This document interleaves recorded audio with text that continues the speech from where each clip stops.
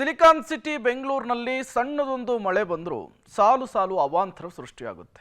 ನಿನ್ನೆಯಿಂದ ಬೆಂಗಳೂರಿನಲ್ಲಿ ಧಾರಾಕಾರವಾಗಿ ಮಳೆ ಆಗ್ತಾ ಇದೆ. ಅದರ ಪರಿಣಾಮ ಹಲವು ಅವಾಂತರಗಳು ಸೃಷ್ಟಿಯಾಗಿರುವಂಥದ್ದು. ಬೆಂಗಳೂರಿನ ವಿಜಯನಗರದಲ್ಲಿ ಬೃಹದಾಕಾರದ ಮರವೊಂದು ಧರೆಗುರುಳಿರುವಂಥದ್ದು.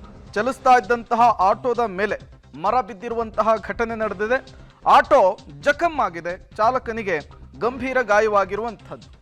ಇದು ಬೆಂಗಳೂರಿನಲ್ಲಿ ಸುರಿದಿರುವಂತಹ ಮಳೆಗೆ ಸೃಷ್ಟಿಯಾಗಿರುವಂತಹ ಅನಾಹುತ.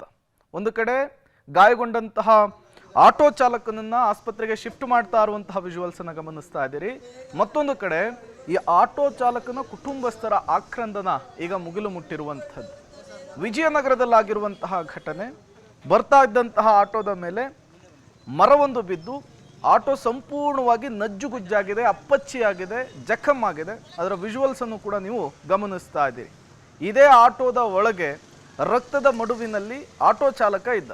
ಆತನನ್ನ ಹೊರತೆಗೆಯುವಂತಹ ಕೆಲಸ ಕೂಡ ಆಗಿದೆ. ತತ್ಕ್ಷಣಕ್ಕೆ ಸ್ಥಳೀಯ ಆಸ್ಪತ್ರೆಗೂ ಕೂಡ ಶಿಫ್ಟ್ ಮಾಡಲಾಗಿದೆ. ಸರ್, ಈ ಥರ BBMP ಅವರಿಗೆ ತುಂಬ ಜನ ಕಂಪ್ಲೇಂಟ್ ಮಾಡ್ತಾನೆ ಇದ್ದಾರೆ, ಪಬ್ಲಿಕ್ಕು ಕಂಪ್ಲೇಂಟ್ ಮಾಡ್ತಾ ಇದ್ದಾರೆ, ನಾವು ಕಂಪ್ಲೇಂಟ್ ಮಾಡ್ತಾ ಇದ್ದೀವಿ, ಪ್ರತಿಯೊಂದು ಕಡೆ ನೋಡ್ತಾ ಇದ್ದೀವಿ. ಎಲ್ಲ ಕಡೆ ಟಿವಿಲು ನೀವೆಲ್ಲ ತೋರಿಸ್ತಾನೆ ಇದ್ದೀರಾ, ಮರ ಟಲ್ಲಿದೆ ನೋಡಿ, ಅದಿದೆ ನೋಡಿ, ಇದಿದೆ ನೋಡಿ ಅಂತ ಹೇಳ್ತಾ ಇದ್ದೀರಾ. BBMP ತಲೆ ಕೆಡಿಸ್ಕೊತಿಲ್ಲ ಸರ್. ಅವ್ರಿಗೇನೋ ದುಡ್ಡು ಬರೋದಿದ್ರೆ ಹೇಳಿ ಬೋಯ್ಗೆ ಬರ್ತಾರೆ. ಅದೇ ಪಬ್ಲಿಕ್ ತೊಂದರೆ ಆಗೋದಾದರೆ ಬರಲ್ಲ ಸರ್. ಪ್ರತಿಯೊಬ್ಬ ಮನುಷ್ಯನಿಗೆ ಇದೇ ಥರ ತೊಂದರೆ ಆಗ್ತಾಯಿದೆ ಸರ್. ಯಾವ BBMP ಅವರಾಗಲಿ ಸರ್ಕಾರದವರಾಗಲಿ ಯಾರೂ ತಲೆ ಕೆಡಿಸ್ಕೊತಿಲ್ಲ ಸರ್. ಇಲ್ಲಿ ಆಗ್ತಿರೋದು ಏನು ಗೊತ್ತಾ ಸರ್, ಜನ ಸಾಯ್ಬೇಕು, ಅವ್ರು ದುಡ್ಡು ಮಾಡಬೇಕಷ್ಟೇ. ಜನಕ್ಕೆ ತೊಂದರೆ ಆಗಬೇಕು, ಅವ್ರು ದುಡ್ಡು ಮಾಡಬೇಕು. ಆಮೇಲೆ ಹೇಳ್ತಾರೆ ಸರ್ಕಾರ ಇರೋದೇ ನಾವು ಜನಗಳಿಗೋಸ್ಕರ ಎಲ್ಲಿದ್ದಾರೆ ಸರ್ ಸರ್ಕಾರ? ಜನಗಳಿಗೋಸ್ಕರ ಸರ್ಕಾರನೇ ಇಲ್ಲ ಸರ್. ದೇವರಣ ಸರ್ಕಾರ ಇಲ್ಲ. ಸರ್ಕಾರ ಇದ್ದಿದ್ರೆ ಇಷ್ಟು ಅನ್ಯಾಯ ನಡೀತೈತೆ, ಇಷ್ಟು ಮಳೆ ಬರ್ತಾ ಇದೆ, ಎಲ್ಲ ನಡೀತಾ ಇದೆ.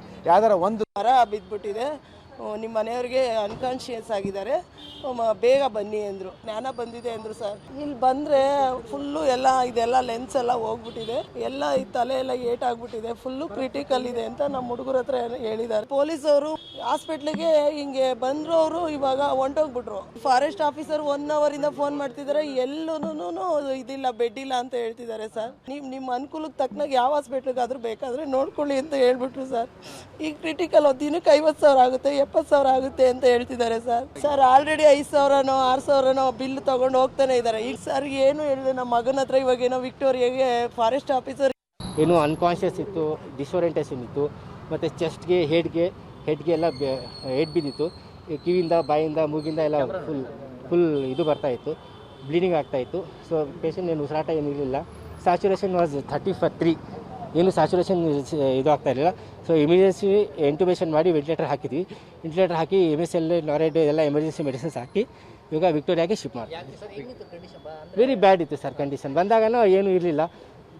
ಚೆಸ್ಟ್ ಬ್ಲಂಟ್ ಇಂಜುರಿ ಎಲ್ಲ ಒಳಗಡೆ ಬ್ಲೀಡಿಂಗ್ ಆಗ್ತಾಯಿತ್ತು, ಎಲ್ಲ ಫುಲ್ ಆಸ್ಪೆಕ್ಟ್ ಆಗಿತ್ತು. ಬೆಂಗಳೂರಿನಲ್ಲಿ ಸಂಜೆ ಸುರಿದ ಧಾರಾಕಾರ ಮಳೆಗೆ ಬೆಂಗಳೂರಿನ ವಿಜಯನಗರದಲ್ಲಿರುವಂತಹ MC ಲೇಔಟ್ ರಸ್ತೆಯಲ್ಲಿ ಬೃಹತ್ ಗಾತ್ರದ ಮರ ಬಿದ್ದಿದ್ದು, ಆಟೋ ಹೋಗ್ತಿರುವಂಥ ಸಂದರ್ಭದಲ್ಲಿ ಆಟೋ ಮೇಲೆ ಬೃಹತ್ ಗಾತ್ರದ ಮರ ಬಿದ್ದಿರೋ ಕಾರಣ ಆಟೋ ಸಂಪೂರ್ಣವಾಗಿ ಜಖಮ್ ಆಗಿರುವಂಥದ್ದು ನಾನು ವಿಜುವಲ್ಸ್ಗಳಲ್ಲಿ ತೋರಿಸ್ತಾ ಇದ್ದೀನಿ. ಈ ಆಟೋದಲ್ಲಿ ಆಟೋ ಚಾಲಕರು 2 ಪ್ಯಾಸೆಂಜರನ್ನು ಹಾಕ್ಕೊಂಡು ಹೋಗ್ತಿದ್ರು. ಅಂಥ ಸಂದರ್ಭದಲ್ಲಿ ಏಕಾಏಕಿ ಗಾಳಿಗೆ ಈ ಒಂದು ಮರ ಆಟೋ ಮೇಲೆ ಬಿದ್ದಿರುವಂಥದ್ದು. ಪರಿಣಾಮ ಆಟೋ ಸಂಪೂರ್ಣವಾಗಿ ಜಖಮ್ ಆಗಿರುವಂಥ ದೃಶ್ಯಾವಳಿಗಳನ್ನು ನಾನು ತೋರಿಸ್ತಾ ಇದ್ದೀನಿ. ಈಗಾಗಲೇ ಈ ಆಟೋದಲ್ಲಿದ್ದಂಥ ಪ್ಯಾಸೆಂಜರ್ ಮತ್ತು ಆಟೋ ಚಾಲಕರಿಗೆ ಗಾಯವಾಗಿದ್ದು, ಅವರಿಗೆ 3 ಕೂಡ ಸ್ಥಳೀಯ ಖಾಸಗಿ ಆಸ್ಪತ್ರೆಗೆ ದಾಖಲಿಸಿದ್ದಾರೆ ಅನ್ನುವಂಥ ಮಾಹಿತಿ ಈಗ ಇರುವಂಥದ್ದು. ಜೊತೆಗೆ ಈಗಾಗಲೇ MC ರಸ್ತೆ ಸಂಪೂರ್ಣವಾಗಿ ಮರದಿಂದ ಅವರು ಅದನ್ನು ಈಗಾಗಲೇ BBMP ಸಿಬ್ಬಂದಿಗಳು ತೆರವುಗೊಳಿಸುವ ಕೆಲಸವನ್ನು ಮಾಡಿದ್ದಾರೆ.